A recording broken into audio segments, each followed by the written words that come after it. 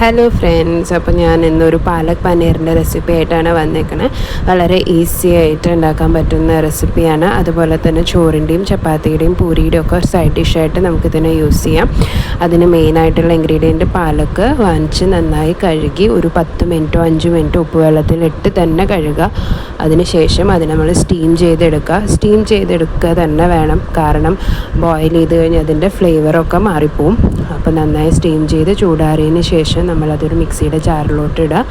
അതിനുശേഷം അതിലോട്ട് ഒരു 10-15 തണ്ട് കൊറിയാണ്ടർ ലീവ്സും അതുപോലെ തന്നെ അതിലോട്ട് വേണ്ട 4 ഇൻഗ്രീഡിയൻ്റാണ്. സവോള അല്ലെങ്കിൽ ചെറിയ ഉള്ളി എടുക്കാം, പച്ചമുളക്, വെളുത്തുള്ളി, ഇഞ്ചി ശരിക്കും ഒരു പേരിന് ഒരു ചെറിയൊരു കഷ്ണം മാത്രം ഇട്ടാൽ മതി, അല്ലെങ്കിൽ അതിൻ്റെ ഒരു ചെറിയൊരു കുത്ത് വരും.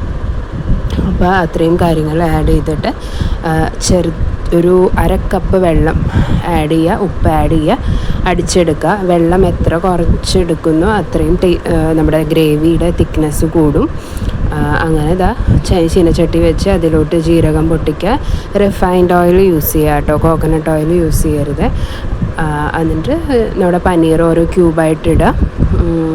അത് ഇളക്കുമ്പോൾ ചിലപ്പോൾ അത് പൊട്ടിപ്പോവും, പേടിക്കേണ്ട. ഇച്ചിരി ഭംഗി കുറയുന്നുള്ളൂ, പക്ഷേ ടേസ്റ്റ് കൂടുതൽ തന്നെയായിരിക്കും.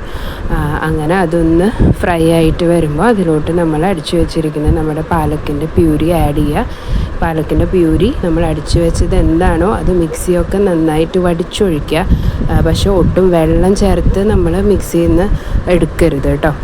വെള്ളം കൂടിക്കഴിഞ്ഞാൽ നമ്മുടെ ഗ്രേവിയുടെ തിക്നെസ് കുറയും. പിന്നെ ഇത് നമുക്ക് തിളപ്പിച്ച് വറ്റിച്ച് കഴിഞ്ഞാൽ നമ്മുടെ ഗ്രേവിയുടെ ഗ്രീൻ കളർ മാറി ഒരു ഗ്രീനിഷ് കളറായിരിക്കും.